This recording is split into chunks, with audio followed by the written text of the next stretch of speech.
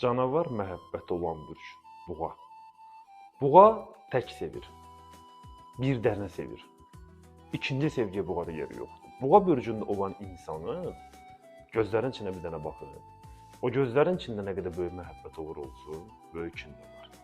Buğanın sevgisini onun əlindən alsan, buğa hər şeyi sənin əlindən alar. Bir buğaya zərbə vursan, buğa sənə dəfələrlə zərbə vurar. Amma buğa bürcündə olan insanların da bir qaydası var, bir qanunları var.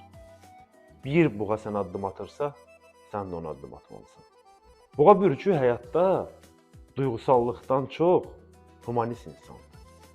Buğanın əllərinə diqqətlə fikir versəz, görərsiniz ki, buğa bürcündə olan insanların əlləri həm qəmlidir, həm kədərlidir.